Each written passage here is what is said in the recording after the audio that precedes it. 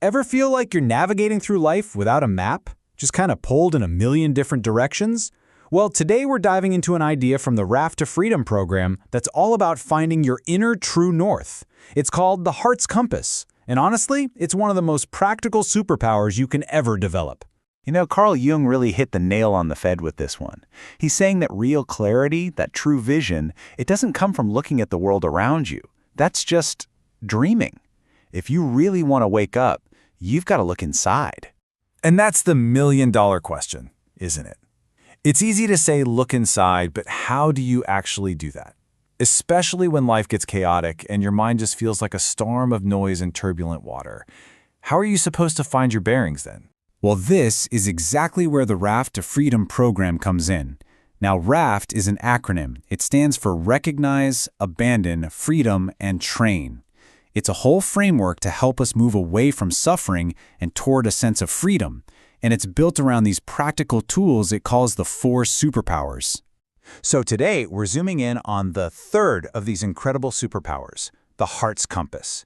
We're going to really unpack what this is and how it can act as your own personal, internal guidance system. So what is the Heart's Compass? The RAFT program uses this ancient Pali word Citta. That's pronounced Citta. And Citta isn't just your brain, and it's not just your feelings. It's the place where they meet. It's where your thoughts and your emotions come together as one integrated whole. You can just think of it as your heart-mind. And the difference between a trained and an untrained one? It's night and day. An untrained mind just runs wild. It gets scattered, pulled off course by every little craving or distraction. But a trained heart's compass, that gives you inner stability. It gives you emotional clarity and reliable guidance. It's kind of like having a gyroscope on your raft that keeps you steady and upright, even when the waves are crashing around you. This quote from Byron Katie gets right to the heart of why this is so freeing.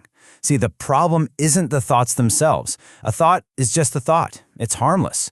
The real suffering comes from our attachment to them, when we grab onto a thought and believe it's 100% true. Training your heart's compass gives you that little bit of space so you can just observe your thoughts without getting totally swept away by them. All right, so we know the heart's compass is this integrated heart-mind. But what's it actually made of? Let's break down the key components. So you've got a few key parts. There's your mind and your consciousness. That's your ability to think and to know. Then you've got your heart and your emotions, your ability to feel. And then you have your thoughts and your intentions, which are what really shape your actions. But here's the magic. It's all about the integration, blending all these things together. And the absolute best part? It's trainable. This isn't something you're just born with. It's a skill. You can actually build it. And this idea has been around for a long, long time. As Gautama, the Buddha, said, your mind is literally shaped by what you think about all day. Whatever you constantly think and ponder on, that becomes the default setting, the natural tilt of your mind. Which is amazing news, right? It means we can consciously choose to shape our own inner world. Okay, so if our minds are trainable, how do we actually do it? What does the training look like in real life? Let's get practical and talk about the actual day-to-day discipline. The RAFT program lays out a really clear path with 3 simple steps. First, get clear on your why. What's your real motivation for being on this journey? What do you truly want?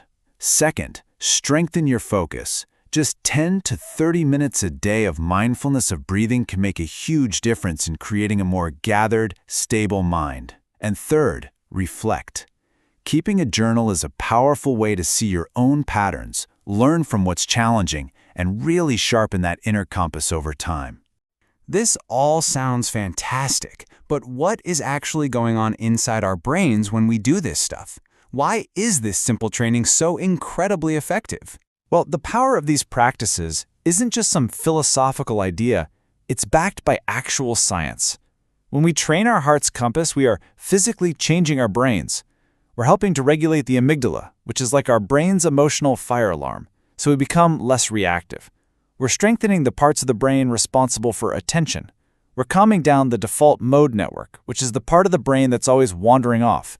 And we're boosting our executive functions. You know, the grown-up in the room that's in charge of good decision-making and impulse control? Now, the heart's compass is just one of the 4 amazing superpowers in the RAFT program.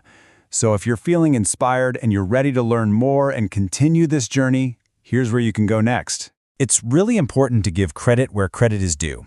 Everything we've talked about today comes directly from the RAFT to Freedom Workbook, which was written by Dr. Catherine Jacob and Vince Cullen. And here's the truly amazing part. In an incredible act of generosity, the authors have made the entire 67-chapter workbook available completely for free online. You can go and download the whole thing for yourself at rafttofreedom.org. It's really a complete guide for anyone who's looking to move away from suffering and find a new kind of freedom. Before we go, let's just bring this all back home with one final thought and a little moment of reflection for you. So, just for a second, ask yourself, what has the general state of your heart-mind been lately? Has it been mostly calm or agitated? Mostly clear or distracted? There's no right or wrong answer here, no judgment. It's just about taking a moment for some honest, gentle awareness. And we'll leave you with this simple, powerful truth. The next time you feel lost or unsure about which way to go, just remember that the answer isn't somewhere out there in the world.